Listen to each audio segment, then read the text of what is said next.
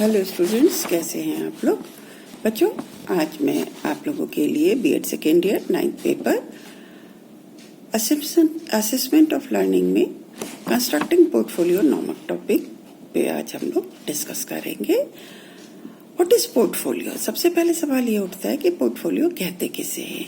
तो पोर्टफोलियो जो है वो किसी भी व्यक्ति के एकेडमिक यानी कि जो शैक्षिक उपलब्धियां हैं और व्यावसायिक एक्टिविटीज यानी वोकेशनल एक्टिविटीज जो भी हैं उसका एक संकलन है, उसका एक कलेक्शन है जो आपके विश्वासों, आपके जो बिलीव्स हैं, आपके जो कौशल हैं, आपकी जो योग्यताएं हैं, आपकी जो शिक्षा है, आपने जो प्रशिक्षण लिया हुआ है, आपके जो भी अनुभव है, इन सारी चीजों को वो आपका पोर्टफोलियो दर्शाता है।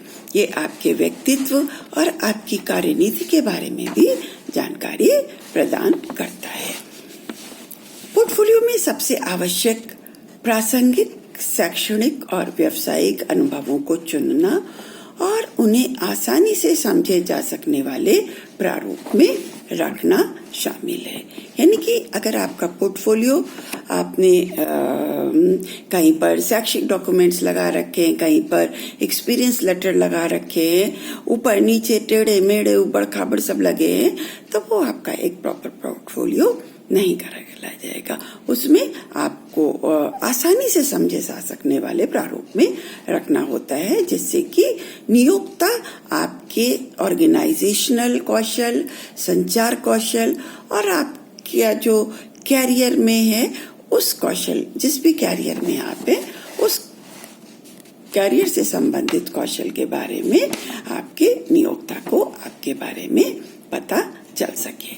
तो पोर्टफोलियो बनाते समय हमें किन किन बातों का ध्यान रखना चाहिए? सबसे पहले तो हम इस चीज पे ध्यान देते हैं कि सबसे पहले हमें ये देखना होगा कि पोर्टफोलियो का उद्देश्य क्या है, हम किस लिए पोर्टफोलियो बना रहे हैं। टू एनहांस लर्निंग, अपने लर्निंग को एनहांस करने के लिए बना रहे हैं, या अपने ग्रेड को जो हमारे स्टूडेंट्स हैं उनको ग्रेड करने के लिए बना रहे हैं, या हम अपने सर्विस पर्पस के लिए बना रहे हैं। हमें सबसे पहले तो अपना ऑब्जेक्ट क्लियर करना होगा कि हम अपना पोर्टफोलियो किस लिए बनाते हैं। अब जैसे स्टूडेंट से अपना पोर्टफोलियो बना रहे हैं तो वो अपनी सारी साल भर की एक्टिविटीज को उसमें कलेक्ट करते हैं, जिससे कि फाइनल ग्रेडिंग के समय उनको आसानी हो सके। जो मॉडल्स होते हैं फैशन फील्ड में, वो अपने तरह तरह की फोटोग्राफ्स को उसमें रखते हैं। तो डिपेंड करता है कि आपका पोर्टफोलियो का पर्पस क्या है। दूसरी चीज, हमारा इंटेंडेड ऑडियंस कौन सा है, कि वो कौन लोग हैं जिनको कि आप अपना पोर्टफोलियो दिखाओगे, आप किसको दिखाओगे, to whom you are presenting your portfolio। आप अपने टीचर को दिखा रहे हो, उसके लिए तो नेचुरली हमारा पर्पस अलग हो जाएगा। आप किसी फैशन फील्ड में जाकर के किसी आपको डायरेक्टर को दिखाना है तो अलग हो जाएगा। आप फैशन डिजाइनिंग के क्षेत्र में आपके कपड़ों का वो होगा तो वो अलग होगा। उसके बाद तीसरी चीज आती है कंटेंट, यानी कि आप पोर्टफोलियो में क्या क्या चीजें लगा रहे हो। उसमें लगाने के लिए सबसे पहले आपको उन चीजों का सिलेक्शन करना होगा। आपका सिलेक्शन क्या है, फिर कौन से सीक्वेंस में लगाओगे, क्या क्या चीजों को कवर करोगे, आपका डॉक्यूमेंटेशन क्या होगा, कौन कौन से आइटम्स उसमें शामिल होंगे। उसमें मेडल्स होने चाहिए, आपका बेस्ट वर्क है, अवार्ड्स है, शोकेस है, रिप्रेजेंटेटिव पोर्टफोलियो है। और इसके साथ में आपको ये ध्यान रखना है कि आपके जो भी आइटम्स आप उसमें रखने जा रहे हो उनका सिलेक्शन कौन करेगा। स्टूडेंट कर रहा है या टीचर कर रहा है, या स्टूडेंट और टीचर दोनों मिल करके कर रहे हैं। इसके बाद हम पोर्टफोलियो का प्रेजेंटेशन किस प्रकार से कर रहे हैं, किस प्रकार से हम उनको ऑर्गेनाइज कर रहे हैं, किस प्रकार से हम उसकी फॉर्मेटिंग कर रहे हैं। और इसके बाद क्या है, असाइनमेंट रिक्वायरमेंट, यानी कि उसका जो असेसमेंट, जो भी हम पोर्टफोलियो आपको सबमिट कर रहे हैं, आप उसमें क्या चीज देख करके आप उसको इवेल्युएट करोगे कि हम उसका जो असेसमेंट प्रोसीजर है वो क्या होगा, स्कोरिंग कैसे होगी, इवेल्युएशन क्राइटेरिया क्या होगा, होलिस्टिकली करना है या एनालिटिकली मैनर में करना है। तो ये सारी चीजें आपको क्लियर कट पता होनी चाहिए जब आप पोर्टफोलियो बना रहे हो।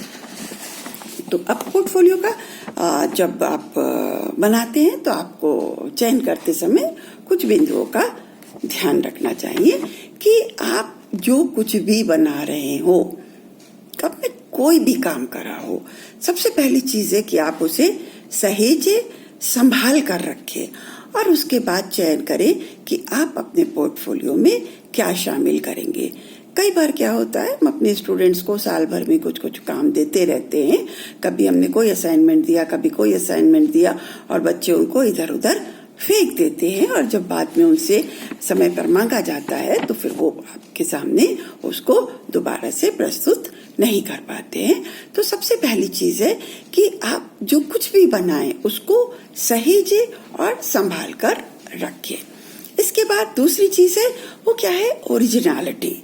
आप अपने पोर्टफोलियो में जो भी चीज रखना चाहते हो, चाहे पेपर की कटिंग हो, चाहे आपके अगर आप फैशन डिजाइनर हैं तो आपके पोर्टफोलियो में आपके कपड़ों से रिलेटेड कटिंग्स हो, आप मॉडल हैं तो आपके जो फोटोग्राफ्स है, मतलब जो कुछ भी आप अपना रखना चाहते हो, आपका ये ध्यान रखिए कि वो वर्क आपका ओरिजिनल होना चाहिए, किसी की उसमें नकल नहीं होनी चाहिए।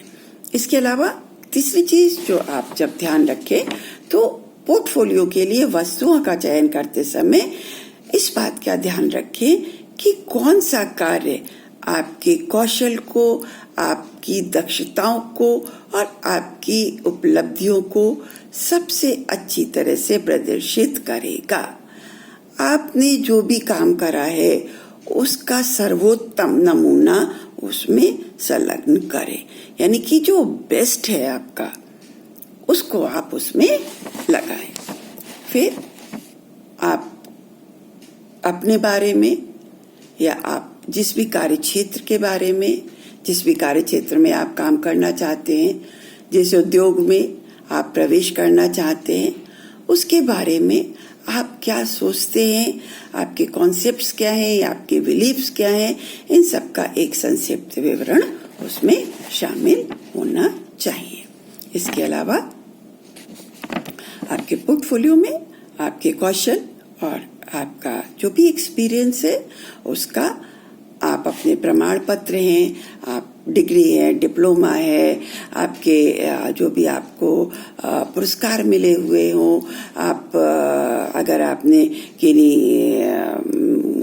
की पेशेवर सदस्यता ले रखी है, जैसे कि जर्नल्स वगैरह हैं, वहाँ पे आपने उनकी आप उसके मेंबर बने हुए हैं, या जो सामुदायिक कम्युनिटी सर्विस वाले ग्रुप्स हैं वहाँ पर आपने सदस्यता ले रखी है, तो वहाँ के हर जगह के आपको जो सर्टिफिकेट्स हैं उनको आपको उसमें लगाना चाहिए।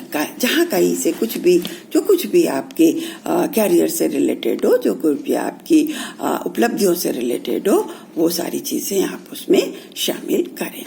इसके अलावा आपने जिन जिन परियोजनाओं पे कार्य करा है, जिन जिन एक्टिविटीज का कार्य करा है, उन सब की एक सूची बनाएं और उसमें आप बताएं कि आप इन परियोजनाओं पर काम कर चुके हैं और ये परियोजनाएं या ये प्रोजेक्ट्स आपके कैरियर के लिए किस तरह से लाभदायक होंगे।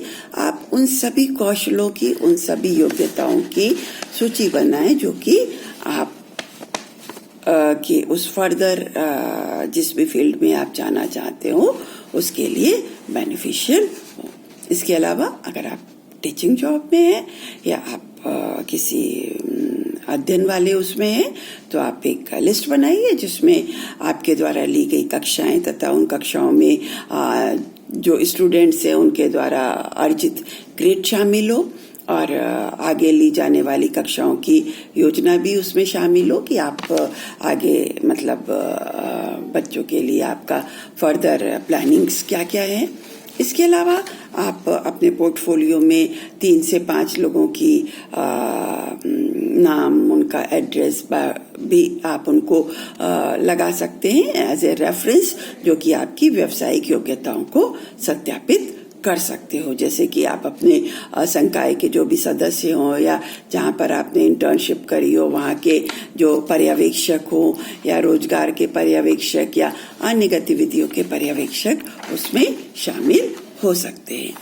जब हम एक छात्र के बारे में बात करते हैं या जब हम किसी छात्र के बारे में उसके पोर्टफोलियो के बारे में बात करते हैं तो छात्र का पोर्टफोलियो आपकी समस्त शैक्षणिक क्षमताओं और उपलब्धियों का संकेतक हो सकता है।